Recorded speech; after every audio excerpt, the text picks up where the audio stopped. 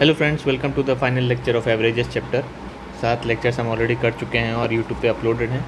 ये रहा 8वां लेक्चर और आज हम लगभग वही सारे क्वेश्चंस करेंगे जो हमने पिछले उसी टाइप के क्वेश्चंस करेंगे जो हमने पिछले कुछ 6-7 लेक्चर्स में किए हैं। एंड आई होप आप सारे के सारे कर पाओगे। चलो पहला सवाल करते हैं। In a school with 600 students, the average age of the boys is 12 years and that of the girls is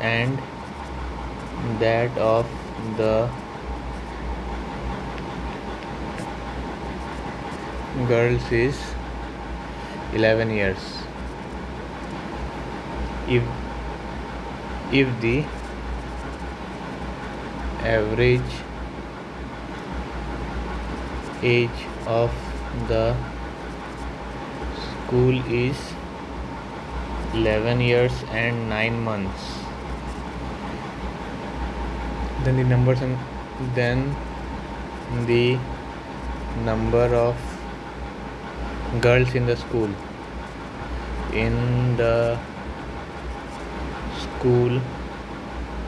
is option A 150, option B 250, option C 350, option D 450। देखो जो ऑप्शंस दे रखे हैं ना, अगर मैंने अभी तक सॉल्व नहीं किया है, पर अगर मेरे को लॉजिकली जाना हो जो मैंने आपको सिखा रखा है। देखो 600 लड़के हैं, 600 बच्चे हैं सॉरी, और बच्चों जो लड़के हैं उनकी एवरेज एज 12 साल है और लड़कियों की एवरेज एज 11 साल है। इसका क्या मतलब, और average age of the school is 11 years and 9 months. तो 11 ईयर्स 9 मंथ्स 12 के करीब है ना।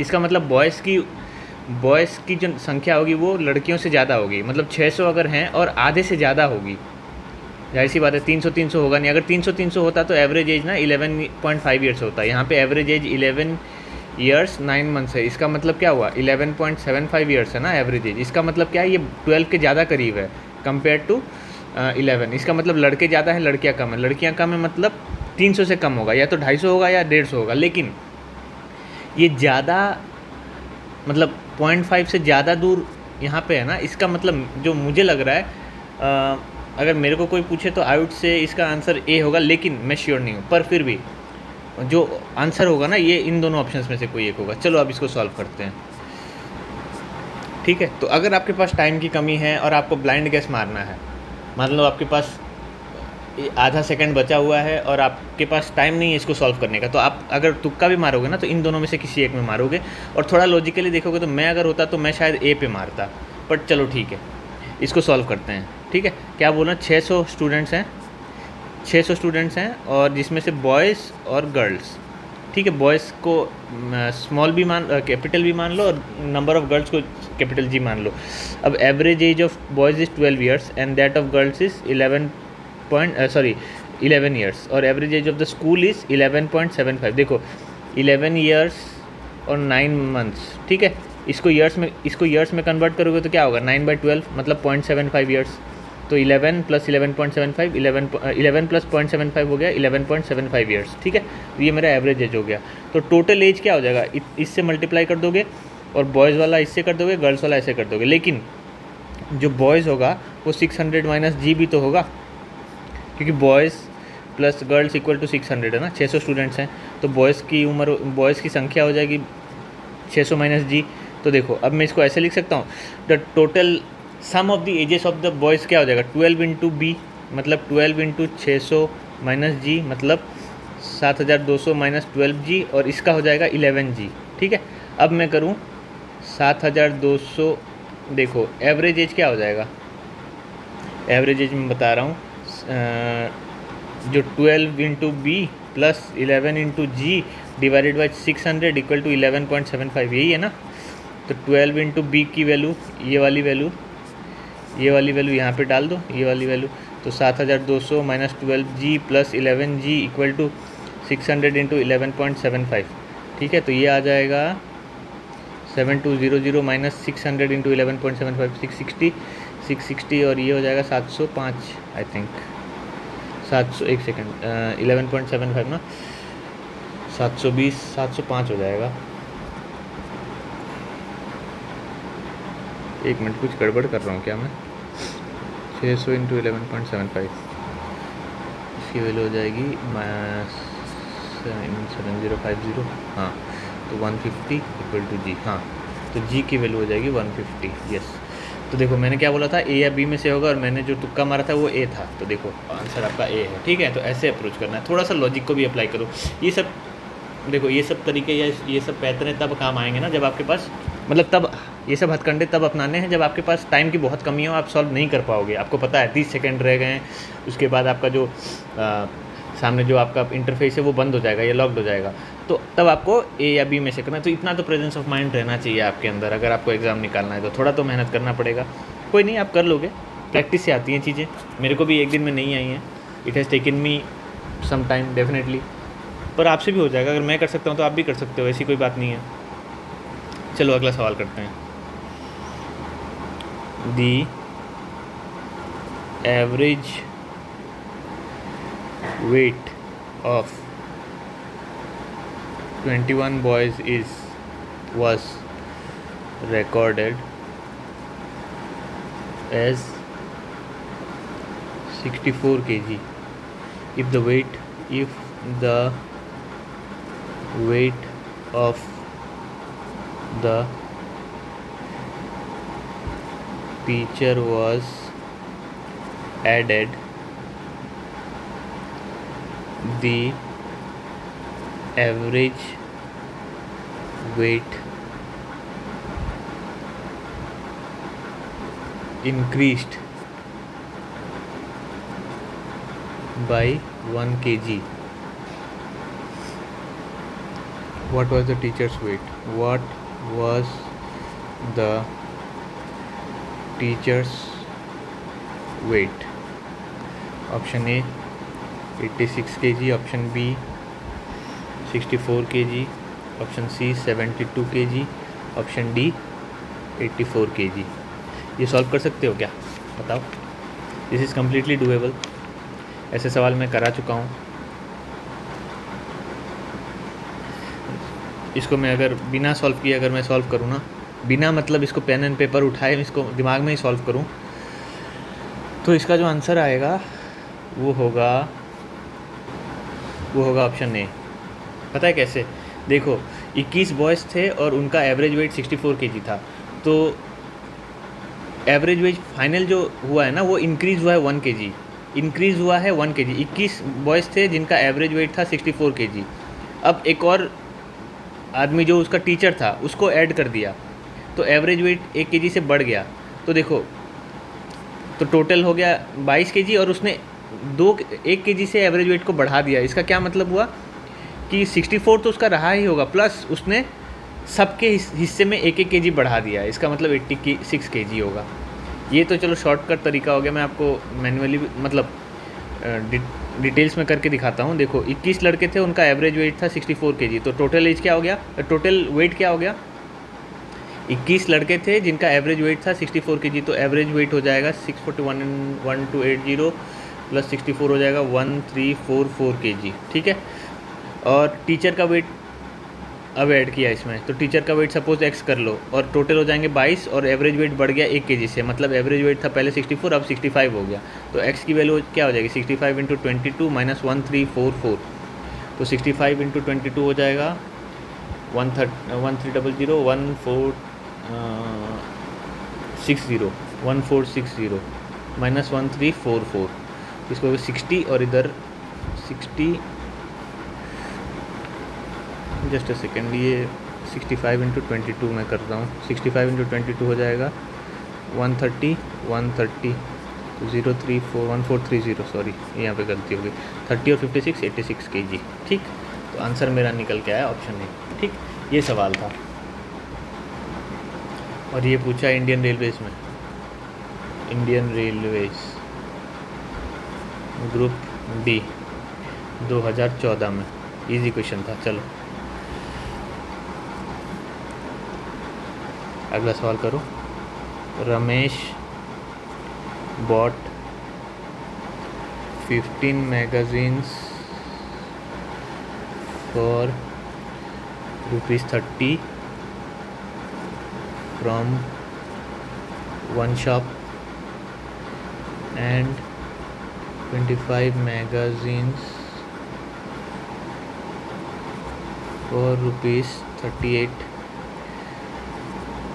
from another.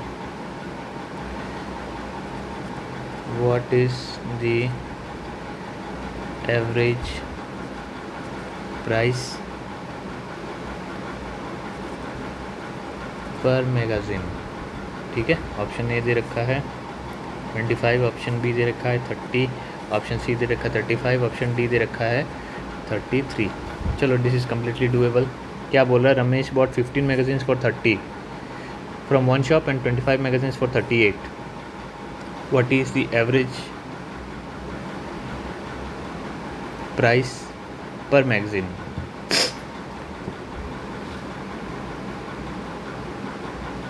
देखो 15 मैगजीन्स, और यहाँ पे शायद बताया नहीं है, पर मेरे को यहाँ तक लग रहा है ना, लैंग्वेज में अगर समझ पाऊँ और ऑप्शन देख के समझ पाऊँ, तो इसने बोला है कि 30 रुपीज़ पर मैगज़ीन, 30 रुपीज़ पर मैगज़ीन। ठीक है, तो टोटल कितना हो जाएगा? ये 450 रुपये हो जाएगा। और यहाँ पे उसने 25 मैगज़ीन ख़रीदे, ₹38 पर मैगज़ीन, तो ये हो जाएगा 38 × 25, ये हो जाएगा ₹1050। ठीक, तो total what is the average price पर मैगज़ीन? ये 40 मैगज़ीन खरीदे उसने, कितने में खरीदे? 1500। ठीक है, तो एक सेकेंड यार, मैंने कोई गड़बड़ तो नहीं करी?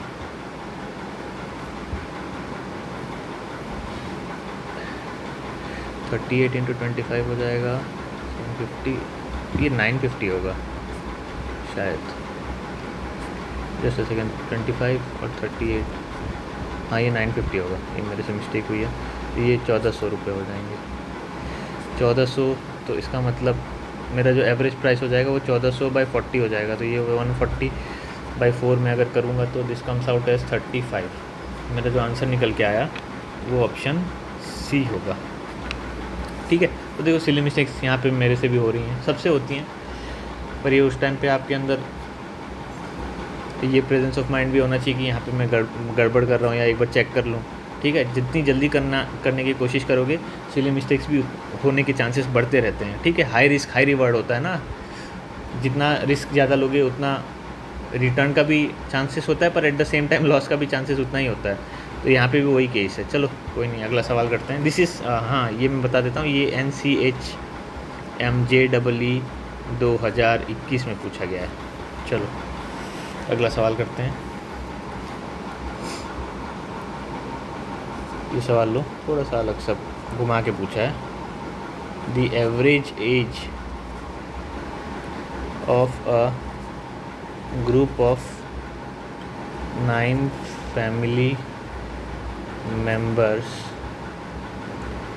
is 22 years। ठीक है, लवगीर नाम है किसी का, लवगीर is the youngest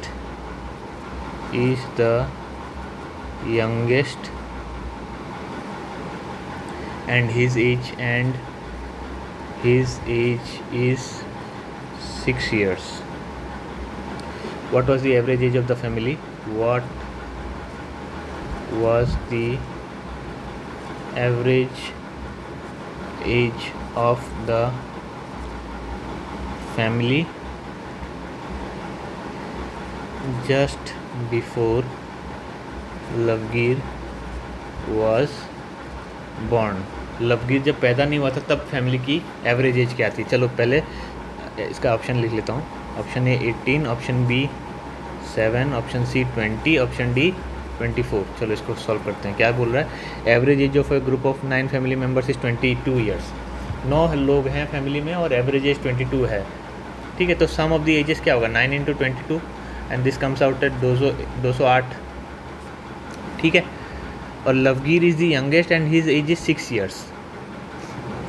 लवगीर की उम्र 6 साल है। What was the average age of the family just before लवगीर वाज बोर्न? 6 साल पहले एवरेज एज क्या थी फैमिली की? मतलब लवगीर जब नहीं था तो 6 ईयर्स बिफोर, 6 ईयर्स बिफोर जो सम ऑफ एज क्या होगा, 208 आज है माइनस लवगीर का हटा दो, और 8 लोग और हैं जिनकी एज 6 साल घटा दो, और अब लवगीर है ही नहीं, तो एवरेज एज क्या हो जाएगा, 8 से डिवाइड कर दो, तो ये हो जाएगा 208 माइनस 54/8 हो जाएगा, ये 6 8 48 54, यस। तो ये आ जाएगा 208 में से 154, एक सेकेंड,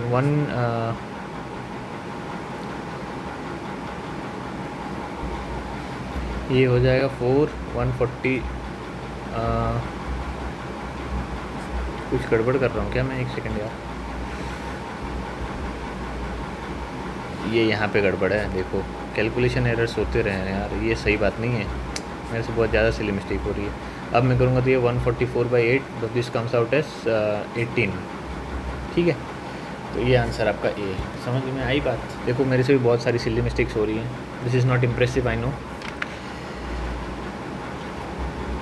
पर ये आपसे पूछा गया है IPM रोहतक, ठीक है, IPM रोहतक 2020 में। चलो आगे बढ़ो। तो इस चीज़ का ध्यान रखना यार, मेरे से भी सिली मिस्टेक्स हो रही हैं, आपसे भी हो सकती हैं, ज़रूरी नहीं, हो सकता है आपने यहीं पे पकड़ लिया हो कि 9 × 22 तो 198 होगा। तो मैं थोड़ा सा जल्दी में करने की कोशिश कर रहा हूँ यहाँ, इसलिए मेरे से गलतियाँ हो रही हैं, आपको लेकिन साथ में करना है, और कोशिश करो कि आपसे गलतियाँ ना हो। देखो मेरा तो एग्ज़ाम निकल चुका है, तो आई कैन टेक, मतलब मेरे से एक आध गलतियाँ, मेरे को तो 7 खून माफ़, वैसी वाली बात हो गई है ना, पर आपसे एक गलती भी माफ़ होना मतलब दिक्कत है, क्योंकि अभी आप कंपटीशन में हो, ठीक है। तो गलतियाँ होती हैं, उसको एक्नॉलेज करो, आगे बढ़ो, उसको ट्राई करो कि अगले बारी में रोक सको, ऐसी गलती दोबारा ना हो। चलो आखिरी सवाल करते हैं आज का। In a class of 50 students there are 22 girls who scored an average of 35 marks in the test. What is the average marks of the boys? What is the average marks of the boys if the class average is 42? ठीक है, option A है 50, option B है 52.5, option C है 47.5, और option D है 55। इसको solve करो, क्या बोल रहा है, बोल रहा in a class of 50 students there are 22 girls who scored an average of 35 marks. 50 students हैं जिसमें से 22 गर्ल्स हैं जिनका एवरेज स्कोर है 35 मार्क्स, तो इनका सम, इसको ऐसे लिखो 22, ये गर्ल्स, और ये हो गए बॉयज़, ठीक है। बॉयज़ का है, बॉयज़ का देखो 22 अगर गर्ल्स हैं तो बॉयज़ 28 होंगी ना, और एवरेज स्कोर मुझे पता नहीं है, एवरेज स्कोर x पकड़ लो, तो सम ऑफ मार्क्स ऑफ बॉयज़ क्या हो जाएगा, 28x हो जाएगा, और इसका हो जाएगा 35 × 22। इस बार मैं गलती नहीं करूँगा, 35 × 22 क्या होगा बताओ, 660, 770 हो जाएगा, एक सेकेंड, 350, 770, यस 770। और टोटल अब देखो average marks of the class क्या हो जाएगा, 7 से बॉयज़ प्लस गर्ल्स जो भी स्कोर आएगा उसी का सम टोटल मार्क्स हो जाएगा, और डिवाइडेड बाय कितने बच्चे हैं, 50 हैं, और average score of the class is 42, ठीक है। तो x की वैल्यू निकालना है मुझे, तो 770 प्लस 28x 42 × 50, ये क्या हो जाएगा, आपकी बार मैं दोबारा गलती नहीं करूँगा, ये 2100 हो जाएगा, ठीक है। तो 28x हो जाएगा 2100 माइनस 770, तो ये हो जाएगा 1400, 1330। आई होप मैंने सही पकड़ा है, और इधर 28x, एक बार चेक कर लेता हूँ,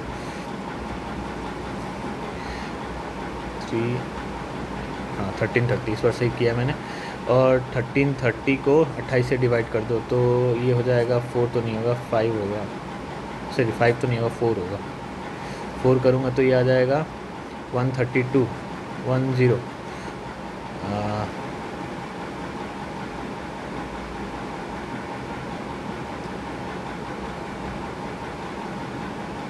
एक सेकंड, दोबारा मैंने कोई गलती करी है क्या, 52 × 42,